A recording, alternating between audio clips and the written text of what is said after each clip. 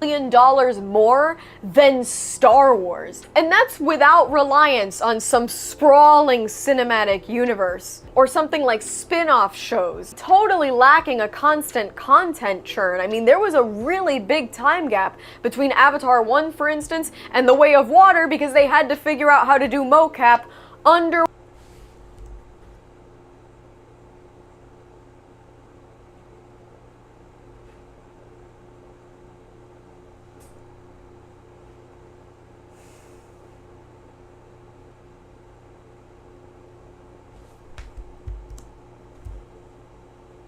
the same way I won.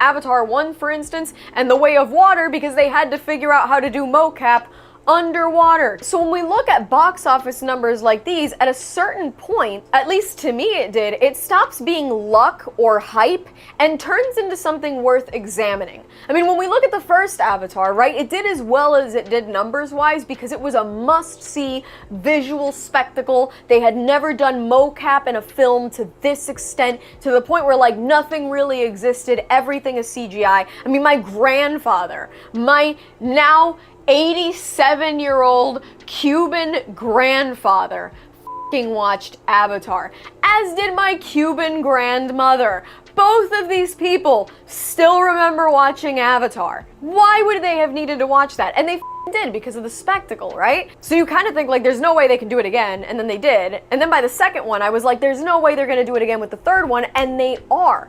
So I need to figure out, we're in this together now. Like it or not, you're trapped with me. Don't press the X button up there, it can't help you. So I wanna dive in now, right? To the disconnect between online culture and discourse and the general audience, because there is a major disconnect between the online discourse, the internet, and the whole fucking rest of the world.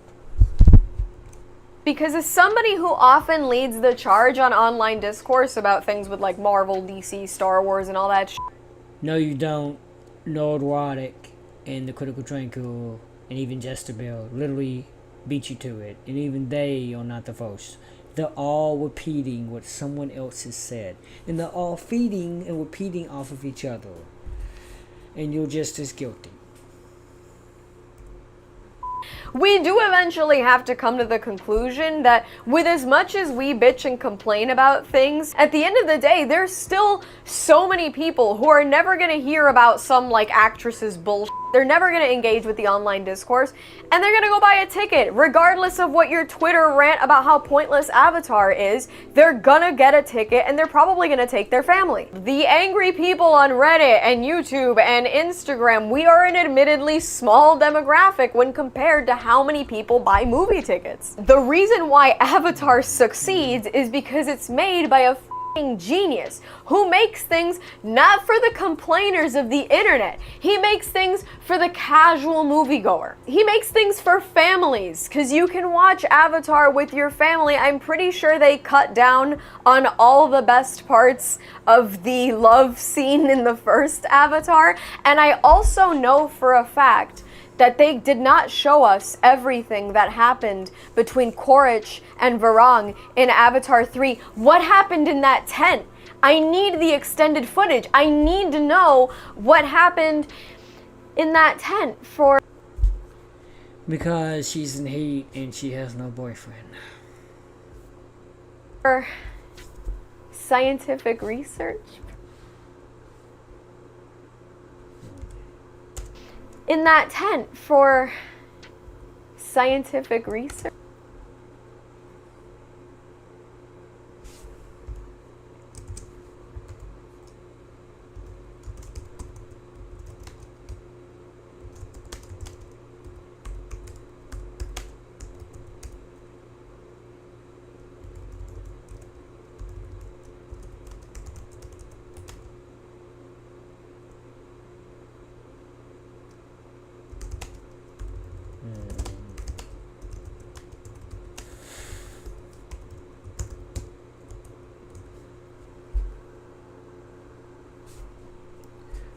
You're an asshole, Mike. I know. I just want to know. I have to know what happened in the tent.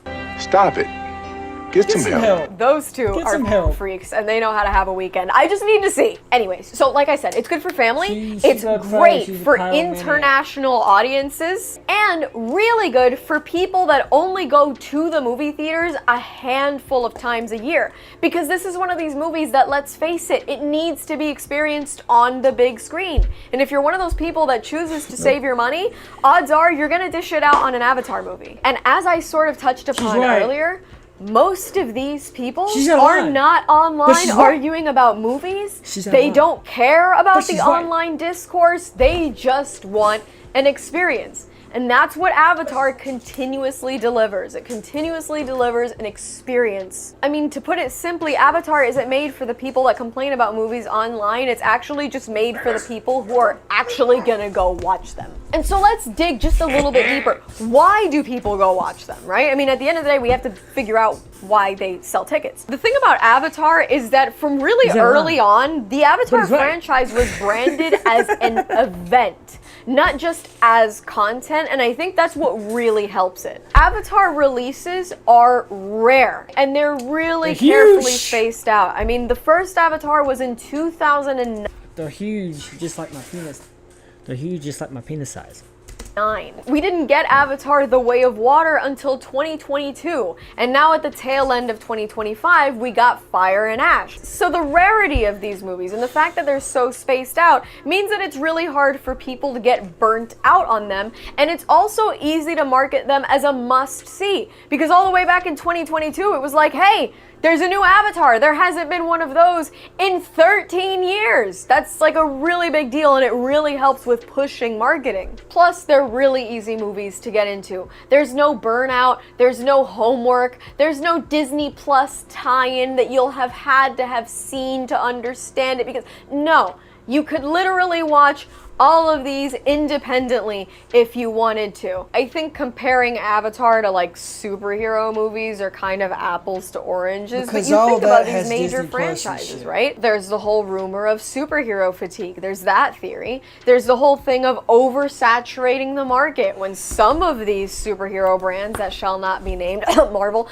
put out basically, 17 movies a year and then a bunch of shows and then a bunch of tie-ins and holiday specials, and not all of them are particularly good. Most of these franchises kind of want to keep you on the hook as often as they can, and they want to stay in your face because they know they kind of have to.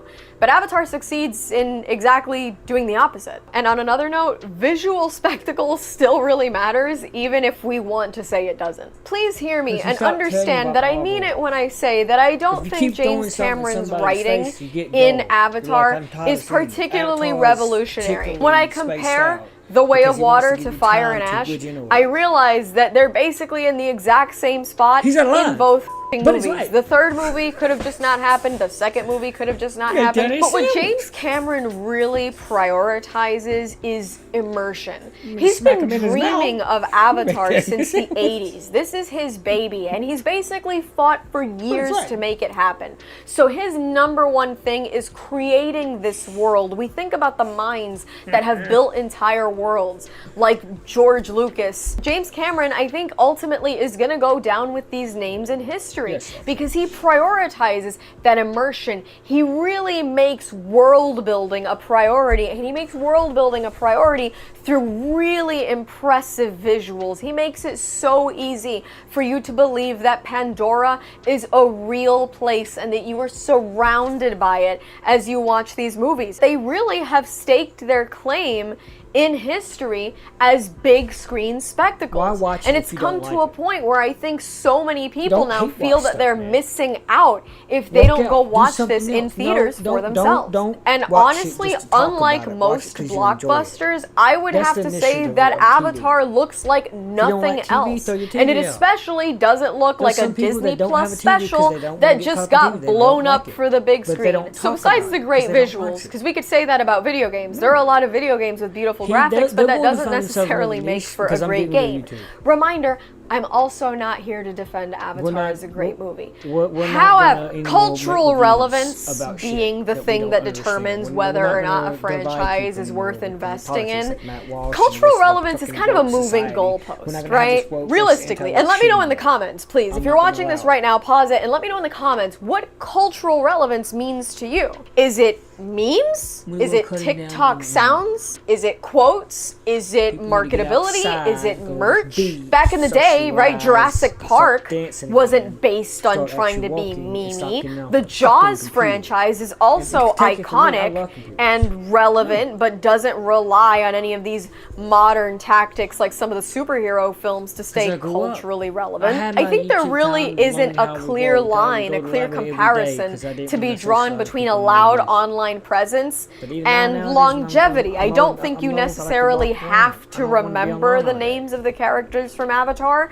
for it to be relevant when the next one comes out. Avatar is just, it's not dominating culture online, that's for sure, but it sure is dominating culture economically. And so let's It's think about it not this way. reliant I mentioned on earlier that online. there's maybe 12 Avatar fans online, Doesn't right? need And to be. I'm being kind of harsh, People but see it. it's not really Most- that big a mostly offline fandom people are per watching se, right? They're They not the don't ones care making about the niche these that films it's on. They wanna billions say, of "Hey, these are dollars. Bob They're Lucas. making Let's go check billions that of shit out." dollars because the casual Damn! moviegoer is This going is to some see it, weird right? shit. We So got why are motherfuckers with people arrows, they investing flying in a around on these movie fancy things, if they they use, like, don't skinny love wings it? and In my shit. This comparisons nigga to wanna Star kill this Wars other nigga for previously, 2 I want you to movies understand, I'm and not kidnap saying his that people kids 5 love times.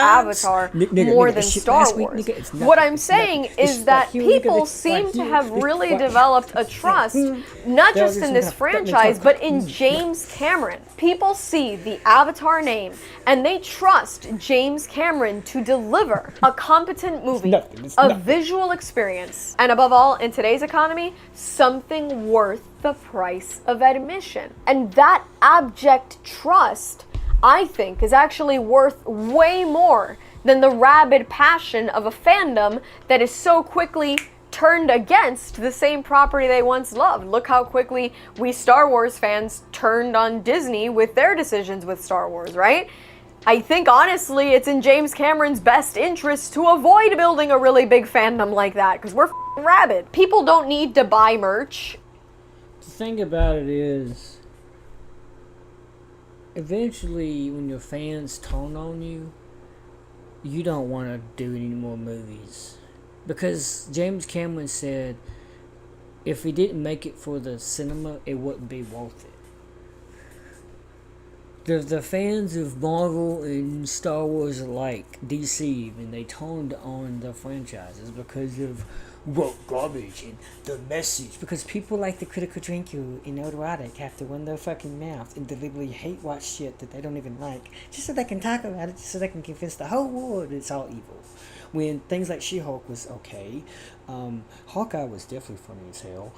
Let's see what else. Was they were not woke as they were trying to make it. I mean, the reason why She-Hulk acts the way she does is because she's the only Hulk creature that can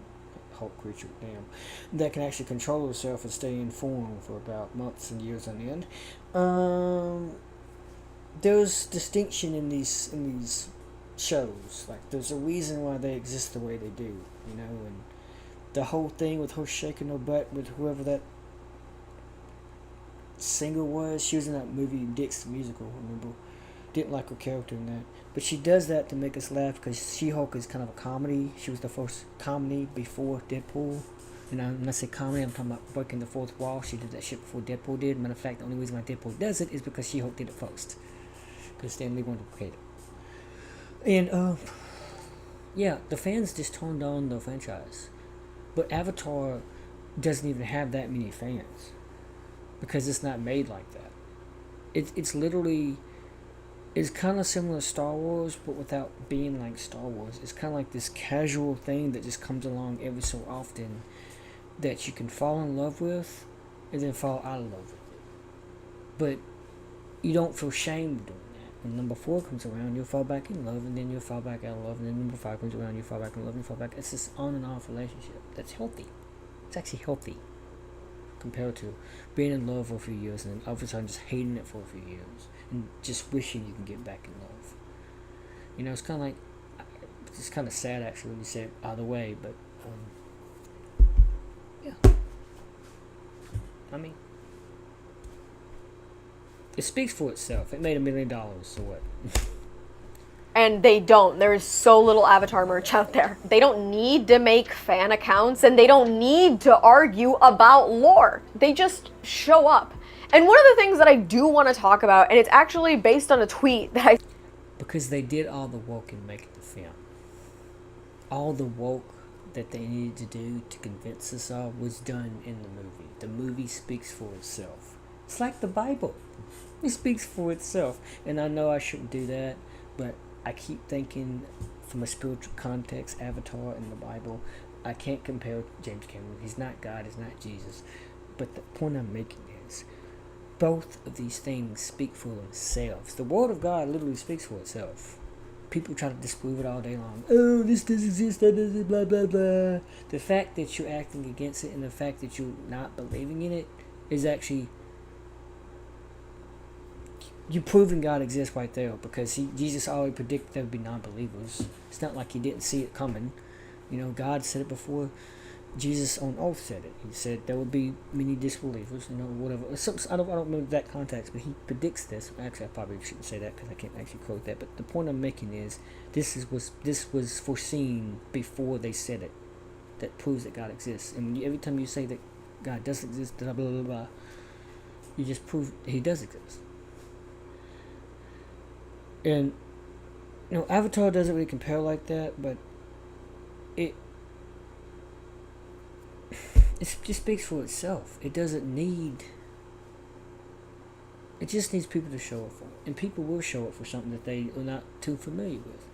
Because look, we don't need... I'm actually pretty thankful that there wasn't a whole lot of DC things going on, a lot of Marvel, a lot of Star Wars. I think Cameron was paying attention to the releases of movies, particularly in 2025, and he's like, yeah, December 2025, pick that as the release date, because that's the year I want my movie out, because no Marvel movies are comparing it. There were no superhero movies whatsoever. We literally had one superhero movie, and that was Thunderbolts. I think that was the only one. And that's, of course, that came out before Sinners. Didn't it come out before Sinners, or was it afterwards? I think it was before. Saw while I was in the writing of this video, and I realized, holy shit, what a great point. I want to read this to you. Somebody on Twitter/X, whatever, they said, I appreciate that Avatar has remained painfully sincere in a time when every sci-fi movie has to be snarky and self-referential. This is also probably what makes it an easy punching bag. And somebody added on, at some point we reached a culture where movies felt obligated to make fun of themselves, as if they need to get ahead of the curve and make the jokes before the audience does. And I think that really hit the nail on the head in a way that I hadn't quite thought of, and that later I kind of contemplated, because when we think about it, Avatar is really earnest in an age of irony, and I think it's almost earnest to a fault. The language of the modern blockbuster, yes, is incredibly snarky in a way that I don't think is positive. There's this almost painful self-awareness where they constantly want to look at the viewer, you know, behind the camera and go, no, I know this is silly. Don't worry about it. And realistically, for me at least, it's really hard for me to buy into a movie when the movie itself doesn't buy what it's selling. And Avatar, where it could do that, actually refuses. There's no winking at the camera moments. There's no meta humor. There's no apology for being sincere. The world building established a culture that is very different to the modern culture we have today. These people have a religion. They believe their planet is their goddess. And there's all these different things about the people. There's an entire race of people that look like whales, but they think and they have culture and they're individuals. And Avatar at no point goes, look, the whale speaks. No, they're like, these are these people. They really sell you everything in a way that they believe in. It's so sincere that it's emotionally straightforward, but I think that also makes it a really easy target. And movies, people, things, anything, the more earnest it is, the more exposed it is. So the snarkier something is, the more easily insulated it is from criticism. Are you seeing what I'm putting down here? When something takes itself inherently seriously, the internet is driven to take it even less seriously, especially in today's culture. So Avatar in turn becomes mockable and really easy to reduce to memes. Even as people, You're keep fucking buying hypocrite. tickets. So what does Avatar say about modern fandom? I think the big conclusions here, and it's so hard to draw a conclusion like this because when we hear people like Leslie Headland in the Star Wars camp, for instance, say that they shouldn't listen to online discourse, it's kind of like, well, the online discourse is telling you exactly what we want and don't want. But to a greater extent, I do agree that online discourse isn't always exactly reflective of what's going on a bigger standpoint, on a bigger scale when it comes to the general audience. Because I'm telling you, I can't scroll through Twitter this week without seeing hundreds of memes still making fun of Avatar, still trashing it, still making jokes, and yet it's about to cross like 1.5 billion this weekend. I think what's happening is that to a certain extent, online discourse is actually increasingly separated from the general audience. I think sometimes it's popular to hate on something. One guy really thinks Avatar is stupid, and then suddenly it becomes the thing to just trash Avatar and find ways to dunk on it, find ways to make memes. And so then it becomes the thing to just unanimously hate the franchise. And it just works. And I think that that excessively loud hate does not equal a lack of interest. And franchises chase. You know what it's like? It's like in high school, forget college for a second. It's like in high school, you got that one popular chick or that one popular dude, and everybody hates that motherfucker. All the cool kids, all the, I hate that motherfucker. I hate the fact he's so popular. Why do you really hate him, man? He's just too fucking good. He's popular as brilliant. You know what I'm talking about? That one new chick that comes into the fucking classroom, into the fucking school, all the dudes are looking at her. She doesn't even have flashy titties, but she might have something. But her face is like beaming and shit. That's Avatar. Everybody comes in and all the girls hate her. They don't know why. They do know why. It's in their subconscious. And they go to therapy like, there's this new girl and she's like top-notch hot, and everybody likes her, and all the boys turn their heads to her. And I don't know why. It just makes me so mad. Is it possible that you perceive her as better than yourself? Yes. Engagement might be mistaking noise for success. Avatar proves you don't need constant relevance, just reliability and scale. Did I make this whole video to defend the Avatar franchise? Yes. No, because I could do that and I don't want to, because to be honest, I really couldn't give a shit less that people don't like the movies. Again, I don't think that they're perfect movies. I think they're incredibly flawed. I don't think they're super unique, but the world building and everything is what drives me in. And it's one of these things that you kind of almost want to look at people and go, I told you so, because how is it that this is so bad, this is so dog shit, and this many people are still going to watch it? Granted, there's been 10 Fast and Furious movies, they still make money, and I do genuinely think that those are dog shit. But hey, as we say in my country, para los gustos se hicieron los colores, which basically just means for different tastes, different colors were made. My color happens to be blue. Blue cat people. And I'm still here to watch them. But regardless of whether I'm there to watch them or not, or whether you're there to watch them or not, apparently there's still several $1 billion worth of people who are going to go watch them until they're, you guessed it, blue in the face. Oh, brother, this guy stinks! And that's all from me. I've been Snarky J. Thank you so much for watching. Please don't forget to like and subscribe. For more Snarky J, be sure to check me out on Instagram. And if you'd like to support me, this channel, and my... Okay, thank you. That's all we need, deal. We don't need your whole fucking promotion here that you're trying to do. Thank you very much. Your protest has been noted. It's been noted?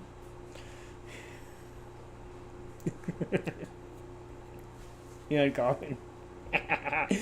The funniest guy in the entire internet. I mean, maybe. Moving behind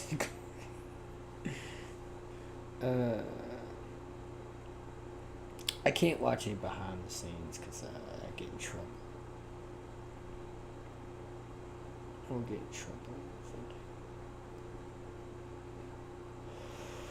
Ooh.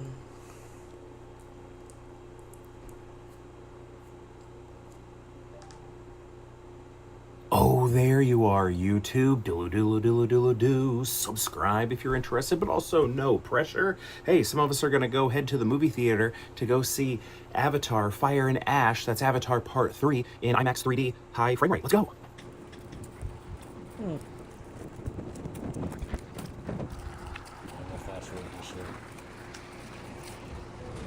theater. What's that?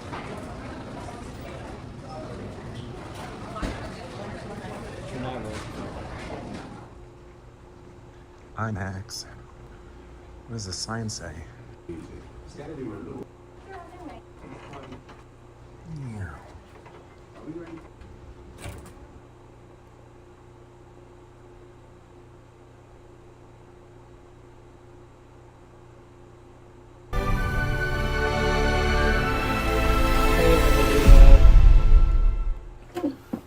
Alrighty, back from the movie. Let's see. Generally, We'll refresh this to see how many views he has. 137. Oh, there you are. You. Okay.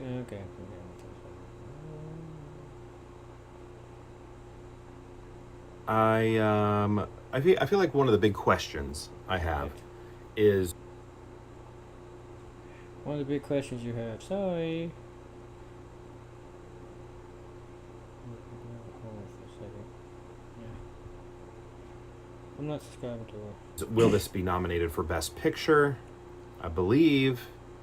Well, I know the first one was in 09. 09 was a cool Best Picture year. We had like what? We had Avatar and District 9 nominated, and I would have loved it if Star Trek 2009 would have been nominated. That would have been really cool, but that didn't happen. But that would have been I think that would have been a cool Best Picture nominee. I think you could have easily taken out one of the movies and Best Picture. Let's even try and think back to Way of Water. I believe Way of Water was, right? It's kind of funny. I don't remember. I felt confident in that, but then I told that to somebody, and they're like, was it? And then I was like, well, now you're making me second guess, because I feel pretty confident it was. But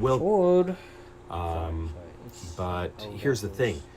When you're dealing with the best in motion pictures, that can mean a lot of different things. That can mean sometimes the best story, I think. I mean, you could say, well, best story would be reserved for, best screenplay, right? Best picture means best visual picture. So it Best really is supposed to be cinematography. like a sum of everything. No, But it's some not. things are higher, some are lower. Sometimes the story's so good. No, some before. Smaller, more skip. So far further than it's ever gone before. So you would think, if you're basing it off of that, well, yeah, Avatar should win, right? But there are some sci-fi biases and things like that, like people against genre films winning Best Picture. But I do think sometimes that could mean what best is, pushing the medium further than it's ever gone. And therefore, in that case, Avatar is the best picture. Does that make sense? Sometimes I think Best Picture is a cultural thing. Like, how does this one shape the narrative of our culture? Or that's not really. I don't think I like that. How does it maybe reflect our culture right now, or reflect where we want our culture to be? Things like that. I'm trying to think of an example of that. I don't know, but you see this with a lot of nominations. Sometimes it's like that one's clearly not going to win, but they want to recognize it for its cultural significance, right? Sometimes it's the cultural significance that they are wanting to recognize. I'm trying to think, maybe a movie like Because one of us, because one of them.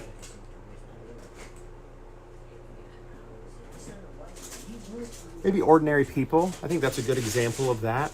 It was up against Raging Bull. Ordinary People got up here. These are all my Best Picture winners. Ordinary People was up against Raging Bull. Raging Bull, when you're looking at the craft, it's amazing. It's so good. It's got like that Citizen Kane thing going for it, right? When you're looking at the craft of Raging Bull, which a lot of people think that should have won Best Picture, but Ordinary People won, and I think that was because of the cultural significance of that film. Okay, I just started realizing I was sounding a little bit like Tarantino. That's why I ended it with okay. But that movie is all about mental health. In the 80s, it was just sort of, becoming talked about, seeing a therapist, seeing a counselor, seeing a shrink, or whatever you call those things. And it wasn't widely accepted. It was just, somewhat accepted, maybe not even at all. I don't know. It's just like, something new, sort of showing what the world is like right now. It's like a time capsule, trying to say this is the moment right now. Raging Bull really isn't the moment, but this is kind of the moment right now. Sort of what's going on in the world, taking a look at mental health, maybe taking it a little bit more seriously than we did before. So does that make sense? Okay, so Avatar Part 3. What did I think of it? So I saw this in IMAX and 3D and high frame rate. This is only the second time I've ever seen a high frame rate movie in the theater. The first time I did that was The Hobbit. And it was jarring. I don't think it was bad jarring though, but I was like, oh my goodness, this just looks so real. This is so weird. And I'd never seen it on that scale before and in IMAX, because The Hobbit I didn't see in IMAX high frame rate. It was just like regular theater high frame rate. And it was like, I thought it was amazing. It was so cool. Sometimes it looked a little soap opera-ish or, camcorder-ish or something like that. Here, got a little text. But so that's right, because you're mixed. I don't know. At some point, and especially because I don't think the whole film was in high frame rate, but the parts that were incredible. We know that, but it made me want to go to Walt Disney World Animal Kingdom and ride the Avatar ride. And the Avatar ride, the Flight of Passage, needs to find a way to get as clear as this movie was, because it was just so crisp, so amazing. The realism just been pushed up a notch, and it's already been good with these Avatar movies. The story I felt was easier to follow than the second one. First one's incredibly easy to follow, that's why, that was everybody's main criticism with it. It's just so basic, it's just so archetypal that it doesn't do anything fresh in that regard, because all the freshness was going into the technique, right, and the science of filmmaking, pushing the medium forward. And here, I feel like it's sort of the balance. The first one was incredibly easy to follow. This second one I thought was, kind of all over the place. This one's kind of in the middle, which is nice. But here's the thing. I think if you're watching this one, you really need to watch the second one. The first one is a great standalone movie. The second one, I don't remember a lot of the second one. I think I only saw it one time. But this one, I feel like you really need to go in having watched the second one or watched a deep dive recap on YouTube. And we did that. Not a super deep dive. I wish we would have done something deeper, because this one's very much about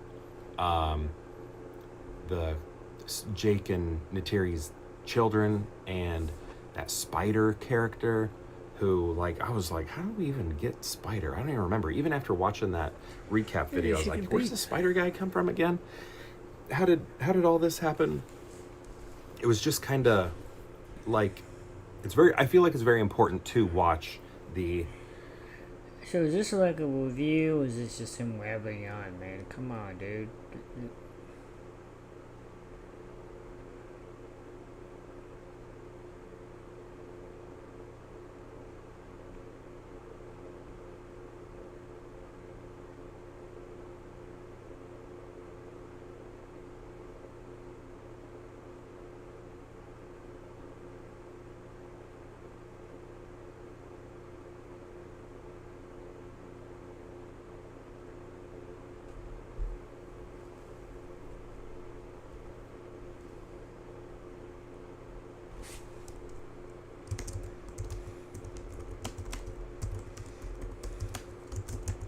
You should.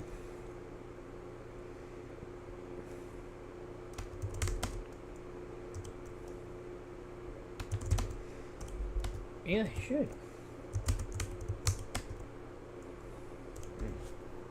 Why not?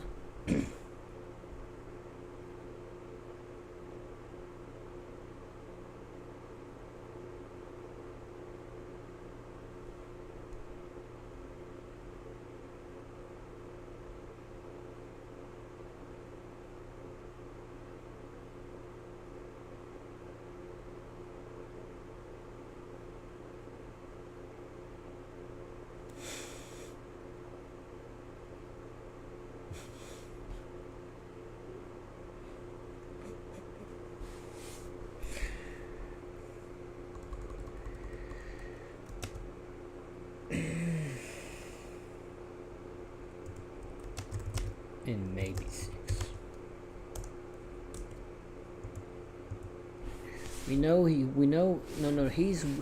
done. He shot the first half full. The first act, not the first act, first act of 4. But he doesn't want to continue unless he knows that the 3 is going to be successful. And it looks like it is. Was that like a double standard? He knew it was going to be successful. Come on, why would he even say that? Number 5 it definitely needs to be shot. Maybe a number 6. So number 6 is got a question mark. You can put the question mark, the upside down question mark like you do in Spanish.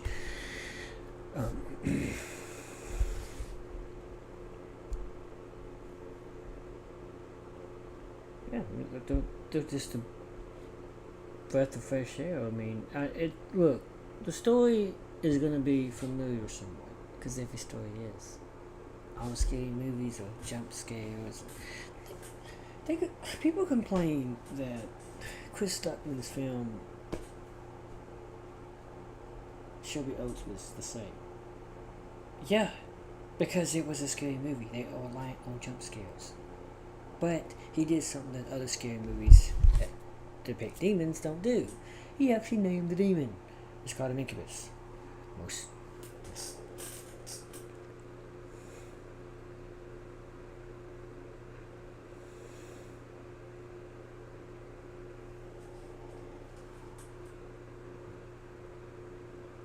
Use your cell phone.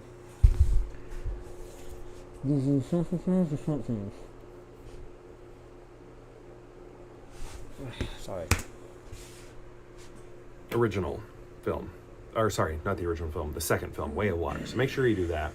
Same thing with like Sigourney Weaver's character, can't remember her name. Can't remember anybody's name other than, Jake and Neytiri and Spider and Miles Stephen Lang. Coleridge, Honestly, I actually don't even know what his name is. Socorro. I don't know. Oh, Una Chaplin is in this. She's not in it as much as I thought she would be. I thought she'd be the main villain, but she's still not the main villain. She's a villain. I don't know. This movie also goes in some cheesy places. The very last shot was incredibly cheesy. You know how the other movies end like this? The other ones are like that. This one didn't end like that. It ended on a very cheesy. No, he went by Spider because just the way he calls the shot of it was just kind of like. And Kiwi posted calls him Spider. This is weird. It also kind of had like a Titanic ending in a way. I don't know. I felt like I enjoyed it. I was never like. I don't like this movie, but there were some corny aspects to it. But the spectacle was off the charts, very impressive. I was just like, wow, this is awesome. Like, this is going to be a problem. Sometimes you just get the feeling like you're there. There was actually a bit of 3D with some water where I, dodged it and thought I had water in my eye. Not much of the 3D is the gimmicky come out at you, go beyond the frame. Most of it is depth. I don't think any of it actually reaches out. Maybe that water one did, because I did, like go, wow, like that. But like the first one I remember had more pieces coming out at you. I don't. Like if I had a decision between my people, maybe James Cameron thinks that's a little gimmicky. Pink skin but anyway, I just kill his little ass right now. Yeah, get out of my way. I still what about me? You chose a pink skin. It wasn't as emotional as the second one. I do remember the second one. I was crying while I was watching it. This one I didn't. You set up a bitch. So I don't know if you like the Spider character from the second movie, I think you'll like this. A lot of it revolves around him. Because he can breathe the air. Man, there's this cool moment. I can breathe. Awa. Breathe. Is that her name? Yeah. How that. You still oh man, I wish it would have gone further. It kind of gets. I'm gonna go play something. I don't know. It was really awesome, and I wanted to see more of it. Also, this movie does a lot with film. It's like bad. letting you know that there is a camera there filming all of this. There's zooms, there's POV shots, there's parts that feel like video game to me, that sort of POV. So I think that's interesting that James Cameron really wants it to feel like, hey, there is a camera here. I want you all to know that there's a camera here filming this. With like the zooms and stuff. Those kind of take me out a little bit, but I also commend him for wanting to remind people that I'm here with a camera filming people. This isn't, all invented in a computer or whatever. Yep. But anyway, I'm curious what your thoughts are on the movie. I'd love to know. Let me know in the comments below. Is there anything else I wanted to say? No. I don't know. I like it. I recommend checking it out, especially if it's the last one. Who knows if it will be. But yeah, I'd love to know what your thoughts are on Fire and Ash. Let me know in the comments below. And Una, I think, was very good and underutilized. Very good and underutilized. Bit, yeah. I keep interrupting myself. Thank you so much for watching. Let me know what your thoughts are in the movie, and perhaps we'll see you tomorrow for more Pure Hangout. Greetings, Culturians, and welcome back. Boy, have I frustrated some people out there. Nobody seems to be on board with the idea that Avatar Fire and Ash is... Oh, this is 7 days. I'm not gonna include that. You got all these memes. Look at all this. You got all. We saw Avatar Fire and Ash in 40X. Disney invited us. They said come and cosplay. Maybe our definition of cosplay might be different. Kinda thought we were gonna be surrounded by other Na'vi, but it was just us. As per usual, our costumes are handmade. Makeup is done by us. Earth did most of my sewing and such, but here's me airbrushing. I don't regret it in the slightest, though. We looked awesome. We had to try all of Regal's themed drinks. The Trader's Tonic was my favorite. I didn't take any video during the movie. Didn't want to spoil anything, but the 40X experience is crazy. If you like to be shaken around, this is your movie. There are some epic scenes, and you are right there with the characters with all of the movement. Thank you so much, Disney, Regal, and 40X for this incredible experience. I get some better posters than I get. I got the general poster. She looks, oh, Eden's going. She looks like an elf. What is that black girl's gotta do these little fucking annoying ass fucking... What you call them? Contact lens.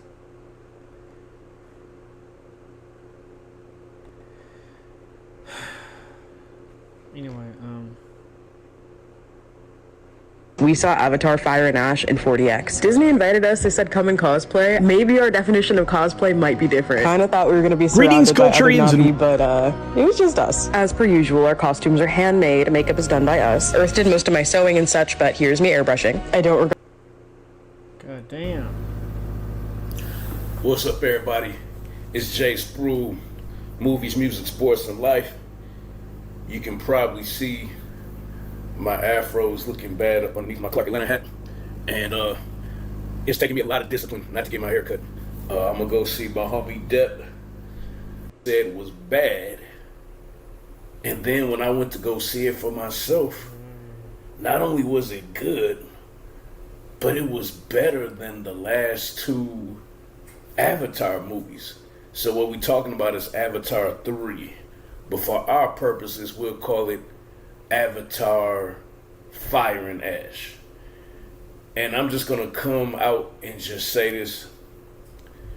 There is one reason to see this movie.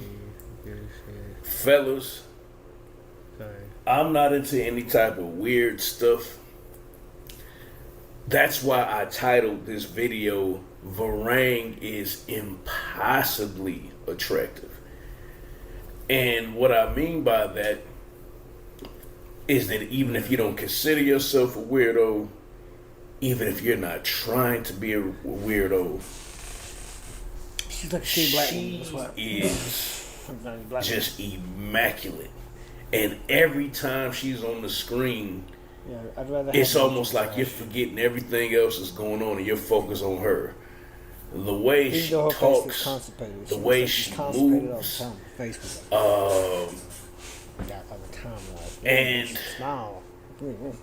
I'll say this. It's almost like a Jedi mind trick, because obviously she's a 9-foot tall cat woman like the rest of the Na'vi aliens, but it's two things. Because they are the fire and ash people, she has like the light gray complexion instead of the blue. So with her having the light gray complexion, we've always associated aliens with blue or green. No, her complexion is makeup. She's actually blue. Actually, we don't even see her true complexion. That's makeup. It's called the ash people because they put the soot from the ash and soot that's on the ground. They get that and they put that on their face. Korg even does it. And they had the war paint. Well, obviously, that's over the actual natural complexion, which is most likely going to be as blue as Neytiri and Jake. But Just based on how skinny she is, and she doesn't gray, have that fin. No. It could pass off for Caucasian or Native American. So, A, you've already made her a little bit more human than she's supposed to be. And then B, if you look at my picture of her on the thumbnail, they did this on purpose, y'all. They de-emphasized the cat-like features. And the only feature on her that's cat-like is the big eyes. Big yellow eyes. But we've all seen tall, slender girls with big eyes before. Yeah. So she just... Not tall, I think. Amanda Seyfield. I don't know how tall she is, but even Mark Wahlberg commented on her eyes and Ted. You have big eyes, but you can't see. Just look like a tall girl. No, that wasn't him. That wasn't him that did that. That was another movie. Oh, that was Seth MacFarlane in that Alien movie they had. Girl with big pretty eyes. I mean, you see her teeth. It wasn't Seth MacFarlane. It was Charlie Theron that did that. You have big eyes, yet you cannot see. You know what I'm saying? Like, everything about her just looks like a normal human. And there's a scene where she's walking with the bad guy who hates Sully. And the people are like clapping and waving to her, and she just smiles. You know, like she goes from a bad guy to enjoying the attention. It was Oscar, and like she is just so beautiful in that moment when she smiled at the people. Oscars, it could be Emmys, it could be so else they have the storyline is pretty much the same. What the fuck came out to them? The bad guy was supposed to be dead, but somehow he's not dead, and he is just fixated on Sully and bringing him in and holding him accountable for what he did to the people, even though now he's only alive as a cat person. There's a lot of emphasis on the Caucasian young man Spider, and it will kind of irritate you in the sense of cultural appropriation, down to the fact that he has the locks, and he knows the Navi language, and he's more comfortable with them than he is with his own Caucasian people, which they use a code word. They always call them sky people. So that's gonna irritate you a little bit. I gotta warn you about that. That's gonna irritate you a little bit. And the only other thing that's really irritating is I think that Zoe Saldana does a good acting job as Neytiri. But if you're anything like me, you will find it frustrating and ironic that Neytiri is going on this diatribe about white people and how they destroy everything and they're so evil and this and that. Say white people. Hey man, we're not trying to hear it. Now, I'm the last person in the world to use this terminology woke. I hate the terminology woke.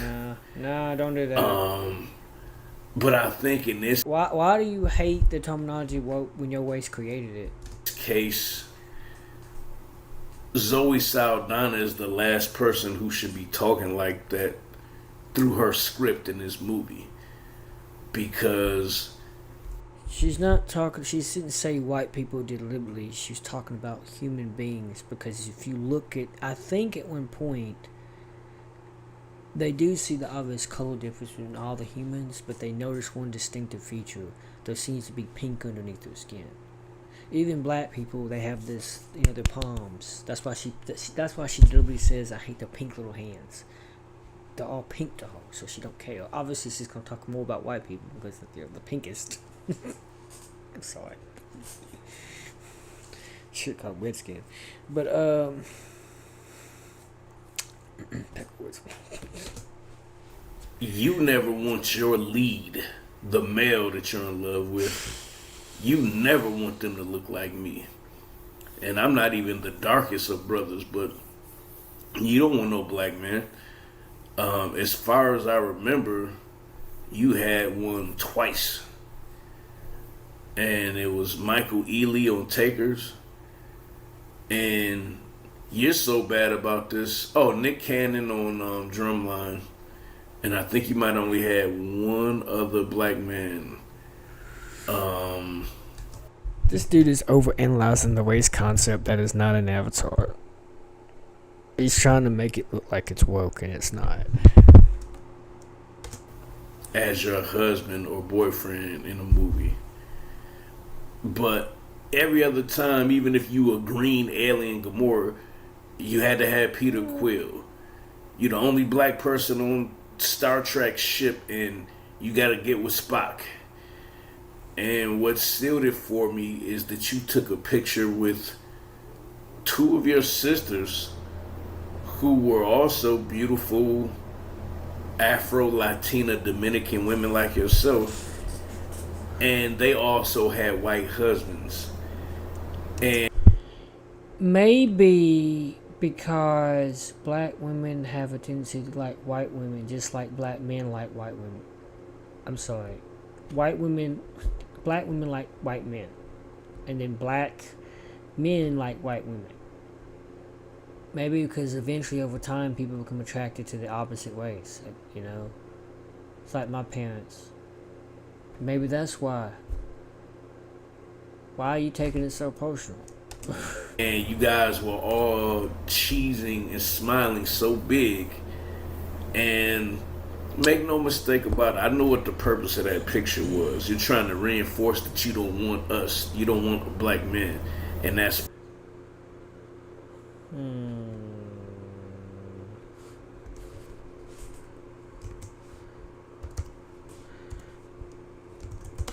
And black men don't want black women.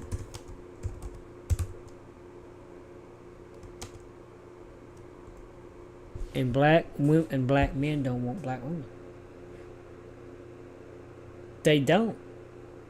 Because the black women, as Kevin Samuel said it, the black women are not for the black man. Every race, the woman is for the man.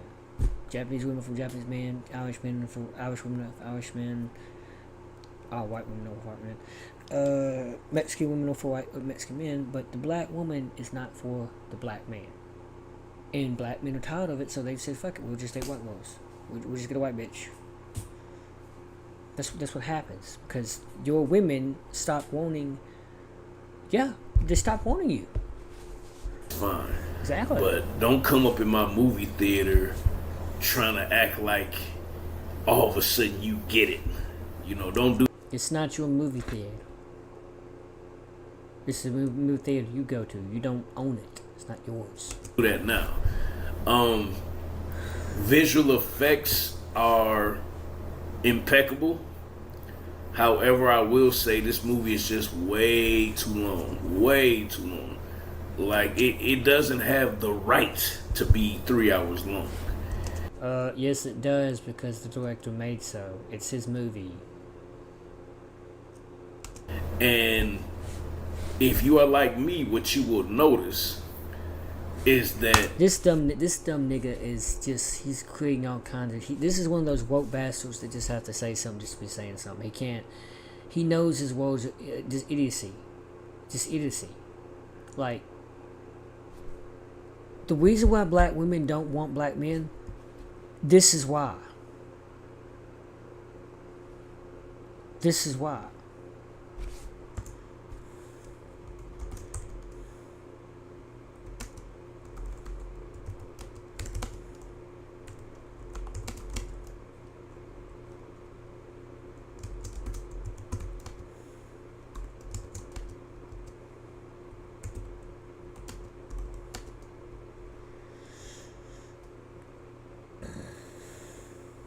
Black women.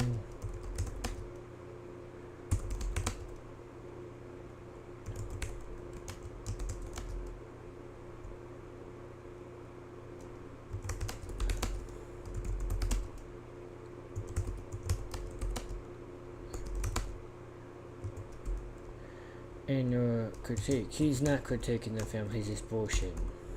He's bullshitting. He's bullshitting. That's what he's doing. Okay, I'm sorry. Is that all you can see? Is that all? Is that if you do see it? Yeah, because it's all he thinks about. Which is when the beautiful, my little 9-foot girlfriend Varang, when my little beautiful cat person Varang is not in the movie, you start to notice it. You know what I'm saying? So I would say she's probably in an hour and a half of the movie. So she's literally takes up about half the movie.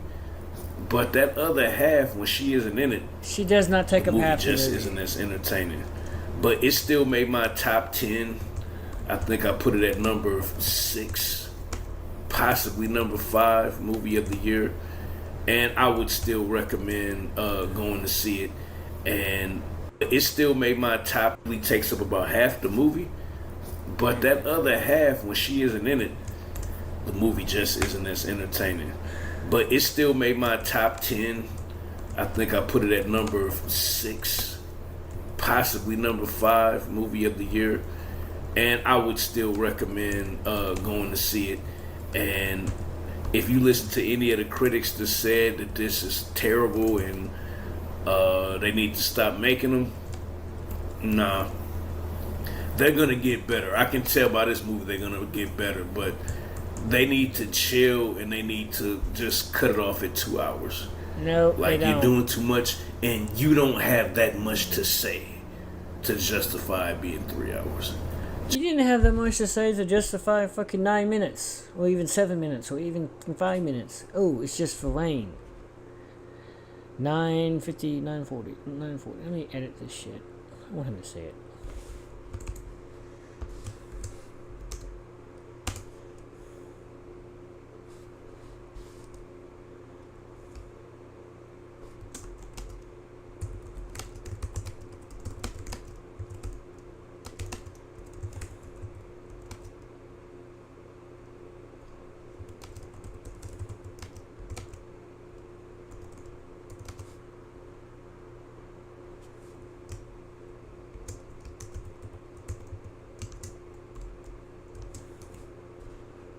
It wasn't even a review, that was just him saying shit.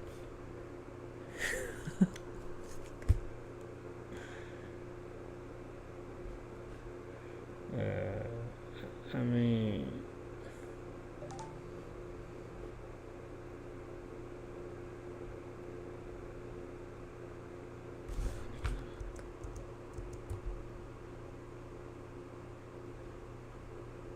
No, we don't.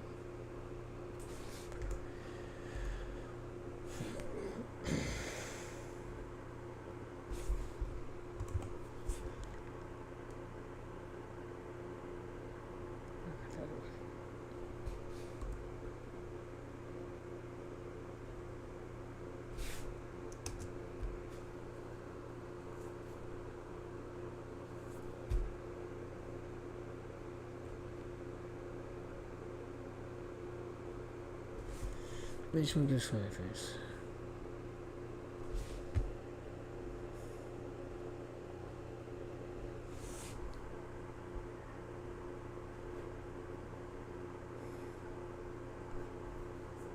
He's only there for the rain, man. He liked that, but he likes the rain.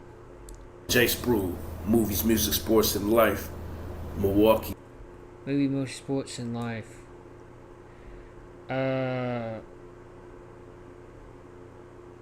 Yeah, not very persuasive. I wouldn't be persuaded to go see this movie, honestly. What's his job? Movies, Power Book 4. I feel like I know what that is.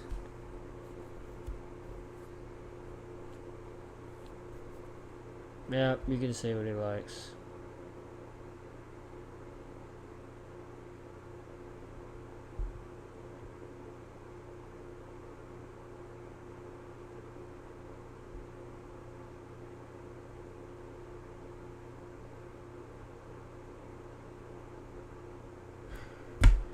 Talking about Marvel, Peacemaker like everybody else. Whatever you say, buddy.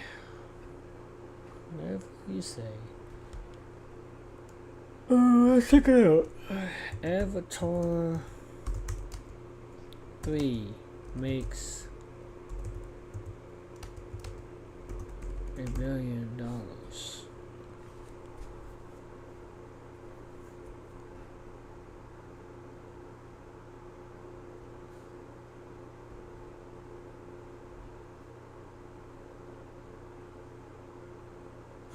This was 6 months ago?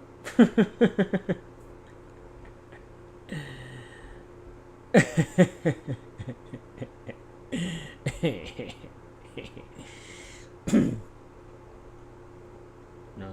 don't take that. Take it off the watch, lady. Put that on.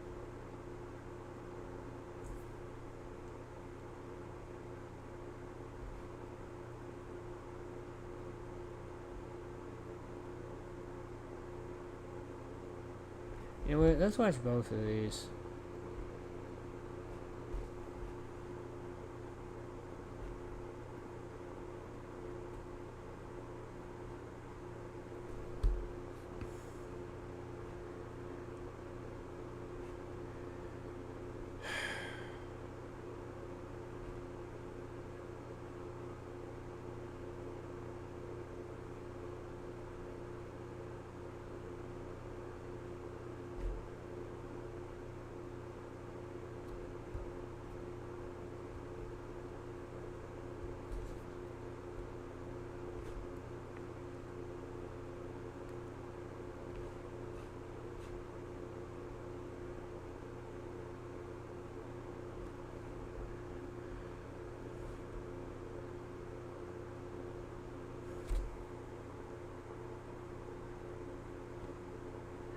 That's sad.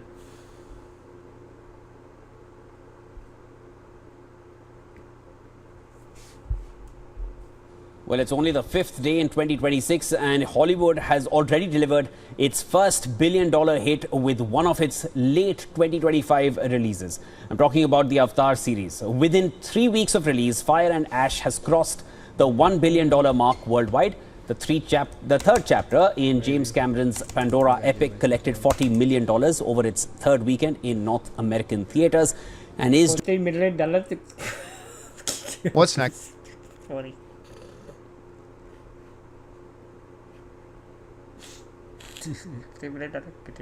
doing its biggest business overseas. It has grossed over $777 million from international markets. The global gross of the third installment in director James Cameron's blockbuster series now stands at $1.08 billion.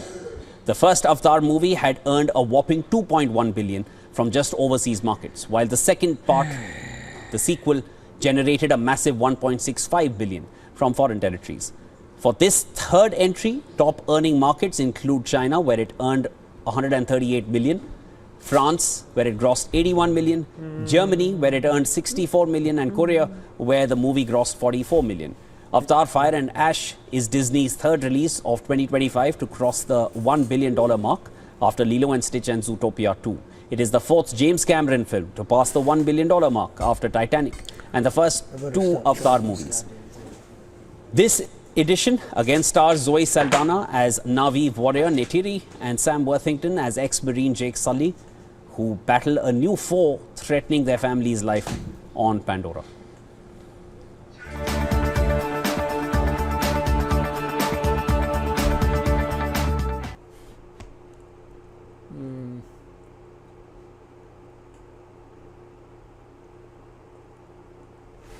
And now Will Gans is here, so it's time for Pop News. Oh, yeah.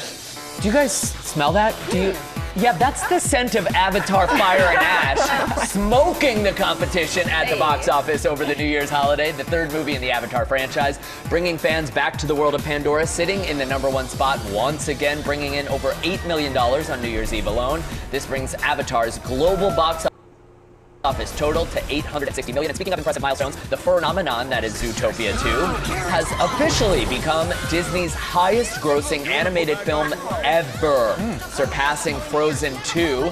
Zootopia 2 and Avatar Fire and Ash are both in theaters right now. And the cool thing about both of these headlines, though, is that the domestic box office this year looks like it'll be up 2% compared to last year. Not a major leap, but that is welcome news for those of us who love seeing movies in the theater and hope that those movie theaters aren't going anywhere. James Cameron told me he was really hoping to see some improvement, if any, and a little bit. There it is. We'll take it. I think it was you with all those dots on you. That's what saved the theater. Yes, yes. More ginger motion capture in 2026. All right, and in TV news this morning, Marvel is gearing up for an impressive 2026. We have to wait until December, yes, for Avengers Doomsday, but in just a few weeks, Emmy winner Yahya Abdul-Mateen II is taking up the mantle as Wonder Man, a series about an actor auditioning to play a superhero, and the new trailer just dropped. Take a look. A superhero remake. Not exactly what we'd expect from an Oscar-winning director. This is the role.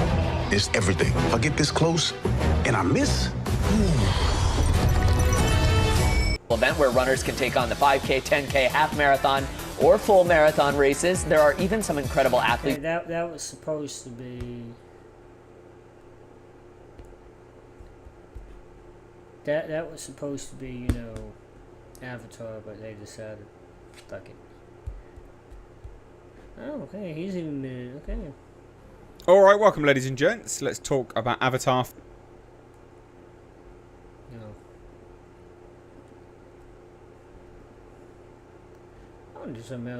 Third Avatar movie has surpassed the $1 billion. Just 2 weeks after its release, director James Cameron's blockbuster Avatar 3 Fire and Ash has grossed around $760 million worldwide. With its current momentum, industry analysts predict the film will surpass the $1 billion mark in its 3rd weeks of release. In Vietnam, the movie continues to dominate the box office, quickly entering the $8 million category.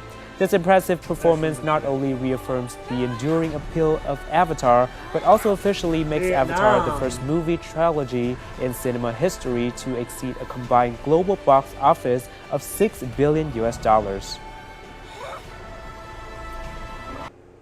sweat, cute spider what?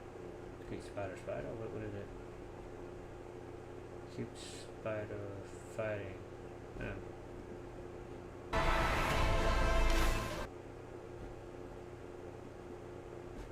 Okay then. Mark worldwide. Avatar Fire and Ash, the 3rd installment in director James Cameron's blockbuster series, has now earned over $300 million in the US and Canada and another $777 million abroad since its release on December 19th. It is the 4th Cameron movie to breach $1 billion, with the first being the 2 Avatar films and Titanic. Fire and Ash stars Zoe Saldana as Na'vi warrior Neytiri and Sam Worthington as ex-Marine Jake Sully, who must battle a new foe threatening their family's life on the planet Pandora. Well, look at the local corporate headlines we are watching today. A string of share buyback transactions kick off the first full trading week of the year 2026 with SM Investments, Alliance Global. Fire and Ash and just the general box office. First weekend of 2026. Happy New Year. It's the new year. I wonder what box office delights we'll have. There are actually some good films coming out this year, which I'm looking forward to. But I thought we would, of course, continue on with our coverage, just generally speaking, of Avatar Fire and Ash. I think it should have now crossed $1 billion, which some people will be really, really happy about. Some people won't care, but it's worthwhile covering nonetheless. Yeah, some people Housemaid has done great stuff. Brilliant, in fact. It's done really, really, really good things. So, worthwhile covering, because this is, of course, something which the likes of, something which likes of what? Netflix probably wants to destroy. They're not massively happy with theatres. They would rather them just die a death. And actually, you can see now, just updated on the side, Avatar Fire and Ash becomes James Cameron's 4th film to cross $1 billion. So, it has now crossed $1 billion. That actually wasn't there when I initially loaded up this article. But let's take a look. Deadline has pretty good coverage of this, so worthwhile pulling some information from it as we go through this and have a nice chit-chat with you. Hope you're all well. Hope you're having a great day and a great weekend and a great first weekend of 2026. Sounds weird to say that, doesn't it? So, yeah. Happy New Year. So, as they say, it's a good start to the year, and it is a good start to the year. All movies grossing $134.7 million. That is, of course, just domestic in the States. Very, very good for theatres. And that is the best first weekend of a new year post-COVID. Besting 2023's $104.2 million. So, it's done pretty well, right? It's not gangbusters. But they keep talking about COVID as this thing which has stopped movies completely in their tracks. It's the movies. They are just not great, but okay. And as they say, before COVID shut everything down, Rise of Skywalker ruled. Weekend 1 of 2026 is only minus 11% off from that frame. So, not bad. When Rise of Skywalker came out, it was $142.4 million opening, well, not opening weekend, but opening the New Year weekend. So, let's take a look. Let's see what's happening with the moolah on these movies now. So everything has apparently overperformed in relation to their Friday standings. Sources in distribution say whatever is lost in the Christmas holiday stretch in the front end has now been made up for on the back end this weekend. And that makes sense because Avatar Fire and Ash is such a long film. So it makes sense that people were waiting to go and watch it. They didn't want to rush out and watch it with everyone else and, just be sat in a massive theatre completely chock full of people. So that's apparently coming in at around $40 million for weekend 3. Now, that's a pretty big drop off, right? Domestically, Avatar Fire and Ash just isn't doing. Well, it's fine. It's not absolutely incredible. So the domestic total now is looking like it'll be about $306 million. Which actually, if you look at, that's weekend 3. Weekend 6 of Zootopia 2 is now $363.6 million. So it'll be interesting to see actually what happens moving forwards with Avatar Fire and Ash, whether it drops and drops and drops. Whether it crosses that $500 million mark at the domestic box office, right? So Saturday was higher than many forecast, with some films in the top 10 up between 10%, 17% over Friday. And then Sunday, big dive, minus 35% to 40%, most titles in the top 10. But it is now, they say, waiting on confirmation, but seemingly is now confirmed, that Avatar is James Cameron's 4th film to gross $1 billion worldwide. And Disney owns top 3 global MPA picks of 2025 international box office, which, basically Avatar Fire and Ash saved Disney's box office in 2025. Right, they salvaged Disney because they were tanking. They weren't doing great. So I think this is worthwhile covering as well. Just this sort of minutiae here. 20th Century Studios' Avatar Fire and Ash has become the 4th James Cameron movie to earn more than $1 billion at the global box office. And that's after Avatar, Avatar The Way of Water, and Titanic. So currently, it is now at $1.08 billion. International is, of course, leading the way, $777.1 million. So way more internationally, which that's not ideal. Like, the studio would want the bulk of their box office to come from domestic because they just get more money from that. That's how it works. But that's still crazy numbers, right? I always said this movie would do well. I just said that I'm unsure of whether this movie will cross $2 billion.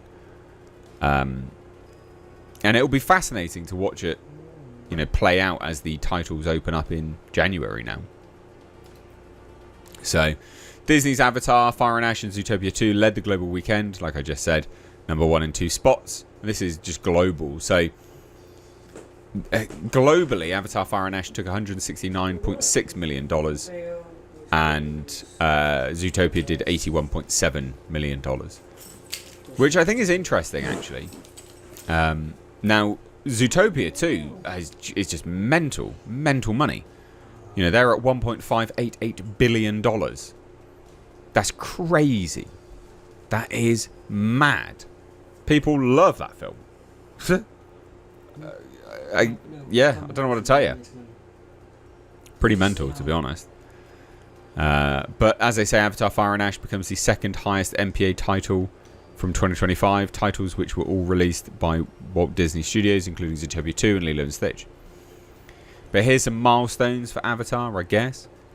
Domestic is much higher with a 40 million third weekend, which is down 37%, sorry, and a near 306 million domestic cum. Pick is the third title in the franchise to click past $1 billion worldwide. Trilogy's running total is now 6.35 billion. It is the number 2 MPA title of 2025. Avatar 3 burns past Jurassic World and the Minecraft movie and Lilo and Stitch. Which is, sure, yeah, that's fine. You know, whatever. So Avatar 3's international weekend of 129.6 million in 51 markets saw a down 29% ease, with one big market surge from last weekend. So Japan actually grew, which is interesting, but everything else just tanked, right? You know, you can kind of see the interest waning there. So this is why I say I think it will be interesting to see whether this film does cross the... Yeah, I don't want to join your Patreon. I don't care for it. Next. Well, we got Joseph Mayu, who says, Rob, true or false, Avatar 3 is the first Avatar movie to make less than $2 billion. False. This movie has Mordor orcs. It's got orcs. I mean, it's got Mordor Na'vi that have forsaken Iowa. It's got aerial battles. It's got a gigantic Mount Doom erupting. I'm already in. What they showed us, the high frame rate footage, 3D footage they showed us at CinemaCon, while it was just kind of disjointed because it was just scene after scene after scene, it was awesome. I mean, it was awesome. I think that this movie, it's going to do for volcanoes what A Way of Water did for water. I mean, I can't wait to see Earth, Air, Fire, Water. Bring it on, baby. I can't wait to see this movie. I'm an unapologetic Avatar fan. And by the way, why does anyone ever want to bet against Jimmy C? Never bet against Jimmy C. Agreed. But I'm going to say that the statement is true. You're wrong. Now, I'm not betting against the movie. It's going to be a top 10 money-grossing film of all time. Yeah. James Cameron is going to have three films. Sorry, 4. James Cameron is going to have 4 films in the top 10 gross. He's going to account for almost half of the top 10 highest-grossing films of all time. But part of the success of Avatar was novelty. That's part of it. True. And by the way, novelty is not a bad word. And so, as the novelty started to fall away, you saw Avatar 2 made $600 million less than Avatar 1. Still made $2.3 billion. And it really, now most of that 2.3 was built on the excellence of the film rather than the novelty of the original world of the Na'vi and all that, and the James Cameron movie magic and everything. I see this movie making 1.7, 1.8, 1.9 billion. But yeah, I do see it coming in less than Avatar 2. Again, it'll be in the top 10, maybe top 7, top 8 highest grossing films of all time. But I do think it will drop just below the $2 billion mark. And so, again, that's not betting it. Saying you're going to have one of the top 10 grossing films of all time is not betting against James Cameron. But I don't think it'll be over $2 billion. So I think your statement is true. We're going to disagree on that one. We want to take a second to thank a sponsor of today's video, Stitch Fix. Guys, you know. Rob, the penultimate here. Is this an overreaction when Ferris Syndicate says Avatar Fire and Ash is a guaranteed $2 billion? Hell no, that's not an overreaction. God damn, it's gonna make over $2 billion. What are you talking about? Mordor Na'vi? We saw in 3D at CinemaCon. I mean, it was kind of disjointed. Look at those trailers. I mean, come on. I want to see that shit. So do you. So does everybody. This movie's gonna kick ass. It's gonna make all the money. It's gonna make at least over $2 billion. I promise you that. It is absolutely an overreaction. No. And I'll tell you why. You use the word guaranteed. Here's the reality. The reality, first of all, Avatar: The Way of Water made less than the first Avatar film. Made $2.3 billion. I mean, it's one of the highest grossing films of all time, but it made less. And today, fewer people are going to the movies today than went when Avatar: The Way of Water was out. Look.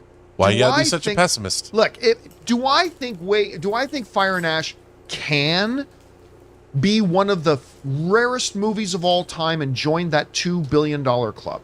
How many members are in there now? 6? 6. Maybe 7, but I think it's 6. 6 members of the $2 billion club.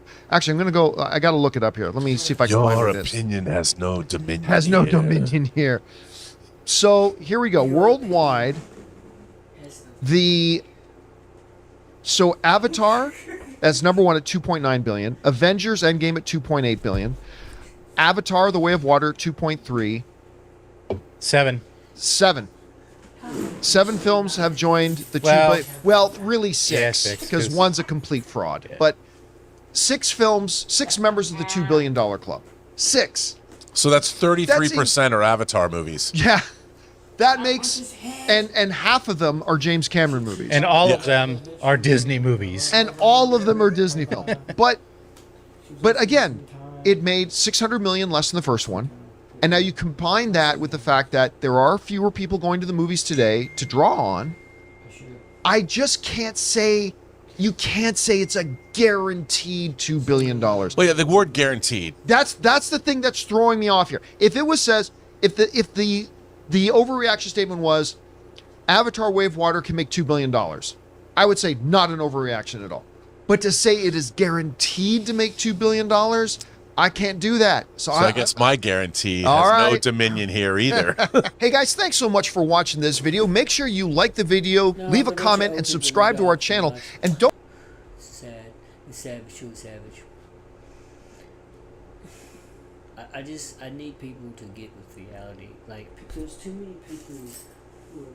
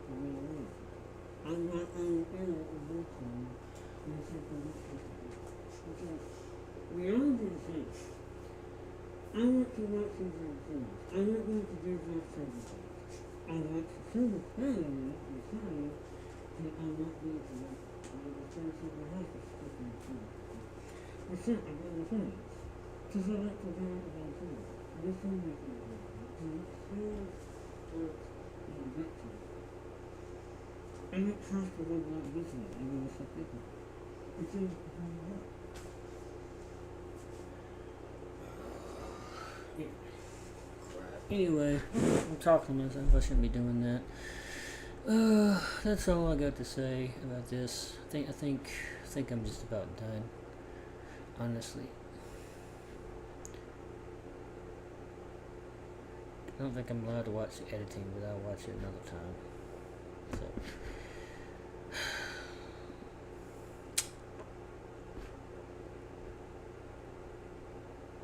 I'm glad to see that it's made so much money, though. Truly, I'm glad to see it. It's gonna make more than $1 billion. Oh wait, there was some articles that, you know what? Let's just do this. Let's copy this, and let's go into. Let's go into that. Because Edge has a certain thing on it.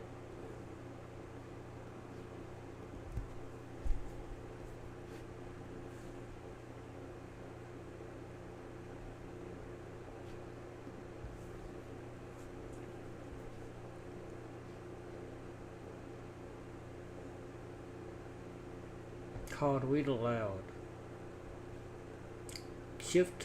Control Shift U. Avatar: Fire and Ash burns through $1 billion at the global box office. James Cameron is well on his way to a 4th title on the top 10 highest grossing films of all time. Bye. Ryan Yeah, Coleman. Yeah, Ryan Coleman. January 4th, 2026, 7:27 p.m. Eastern Time. Leave a Want to save? Get this article delivered straight to email address. Entertain me. No thanks.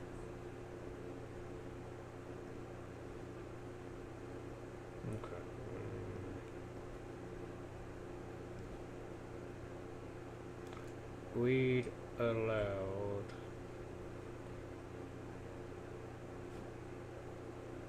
No, I'm not going to heal. Read aloud from here. It's kind of boring. It's kind of boring. He knows me. Read aloud from here. Read aloud from here.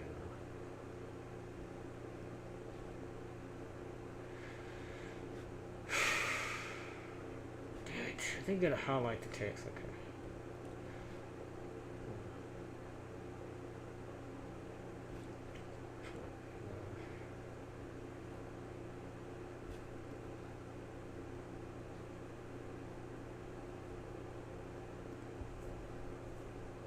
James Cameron can't stop winning. The blockbuster Maverick is riding high on the box office returns from his latest effort, Avatar, Fire and Ash, the third entry in his famously profitable fantasy series. Fire and Ash brought in $40 million domestically and $169.6 million around the world in its third week of release, bringing its global tally across the $1 billion threshold. The film's CGI Fantasia now boasts $306 million in total proceeds at home and $1.08 million abroad, per ComScore. Fire and Ash's domestic drop from $64 million in week 2 to this week's $40 million represents only a 37% drop, a strong figure for a film of its scale at this point in its release trajectory. That same figure on the global stage dropped to 29%. Still from Zootopia 2. Disney. Still, Cameron has yet to earn the right to take home the title of 2025's highest-grossing film director. For now, that honor remains with Jared Bush and Byron Howard, the co-directors of Zootopia 2. Disney's animated sequel currently sits at $1.58 billion at the global box office, and $363.6 million domestically, after taking in $81.7 million and $19 million respectively in week 6. Fire and Ash is also notably underperforming compared to its predecessor, 2022's Avatar, The Way of Water. That film opened to a staggering $134 million, compared with Fire and Ash's $88 million, and at this point in its release cycle, it boasted $425.5 million. Get your daily dose of entertainment news, celebrity updates, and what to watch with our EW Dispatch newsletter.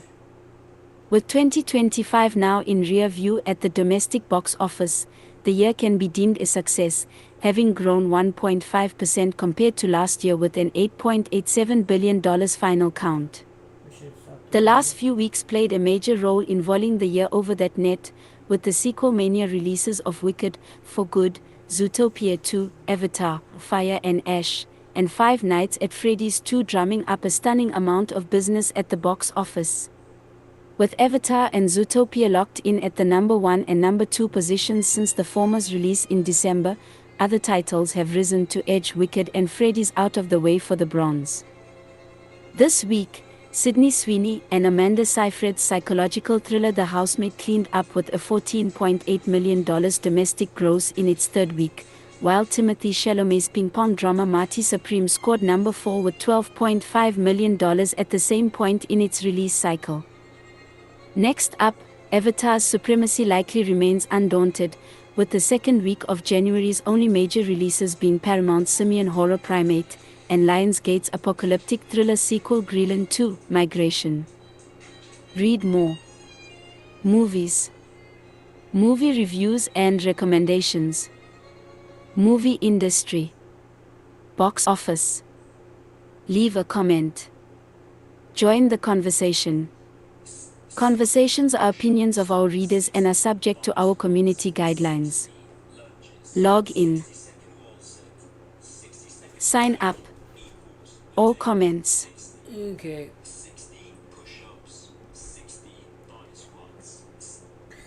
Check that as the next one. Maybe later on. I'm just gonna press Control Shift U.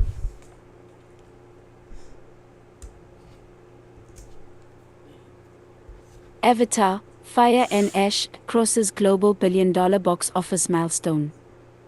It's moving a bit slower than its predecessors but still on the right track. Avatar, Fire and Ash is continuing its box office run and has now crossed the important billion-dollar threshold in the global box office. What's happening? Only 18 days after it was released, Avatar, Fire and Ash has exceeded the $1 billion mark at the global box office.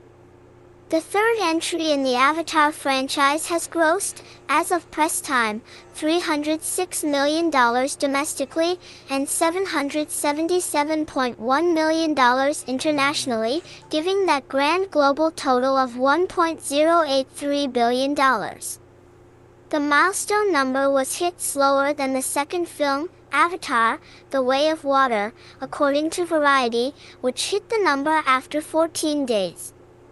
The original Avatar hit that billion-dollar mark after 17 days. Both of those films remained big screen draws for weeks after debut, both eventually becoming two of the biggest grossing films in history, with the original taking in $2.9 billion and the second installment taking in $2.3 billion. Both of which reached those numbers thanks to international audiences, and it remains to be seen whether or not Avatar, Fire and Ash will have that kind of staying power. This marks the third film for 2025 from the Walt Disney Company that crossed the billion-dollar threshold, following the live-action adaptation of Lilo and Stitch, and the Walt Disney Animation Studios hit Zootopia 2. Collectively, Disney releases have brought in more than $6.58 billion in global box office revenues. More Avatar, Fire and Ash.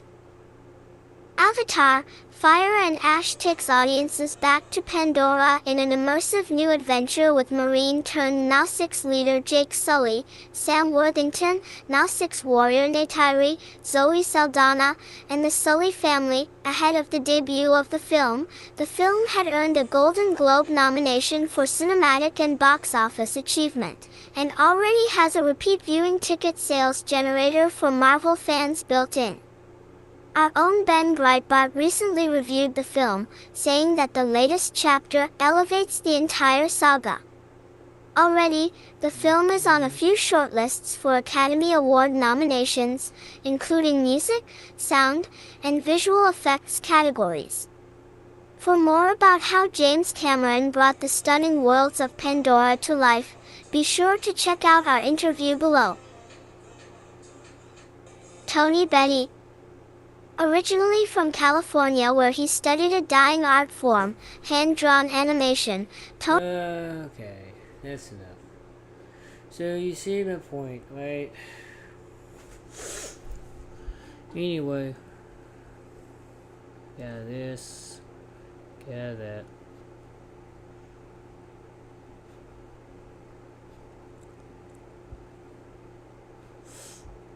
Well, that's all we have, folks. I got some sneezes, so I gotta go get some zoos before anything else. I knew Avatar, I had faith in it. Unlike all the haters.